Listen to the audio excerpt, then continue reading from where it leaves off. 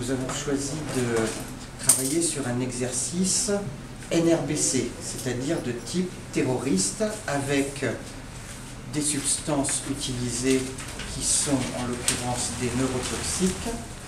Nous avons à l'intérieur de l'IMAX 3D qui se situe à peu près ici, une explosion qui nous a imposé la mise en place d'un périmètre de sécurité.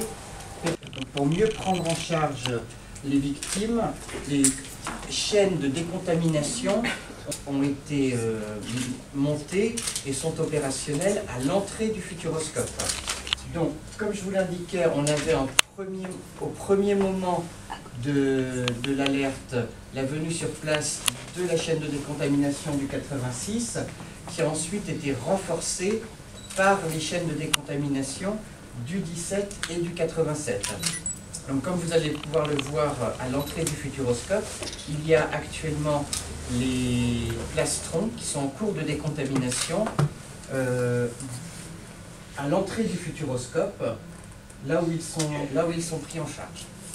Donc, nous avons assez rapidement identifié le neurotoxique en question, après avoir fait venir l'hélicoptère de Charente-Maritime avec un spectromètre de masse.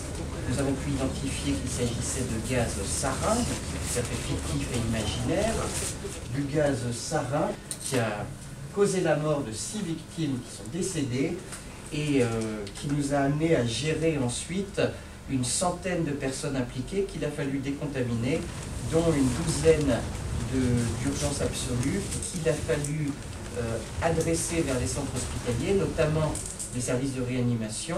Tout ça sous l'autorité du préfet qui pilote en fait l'ensemble des opérations de secours depuis la préfecture, et nous sommes en liaison permanente avec les 25 personnes qui sont situées à la préfecture pour diriger la stratégie de réponse à cette catastrophe.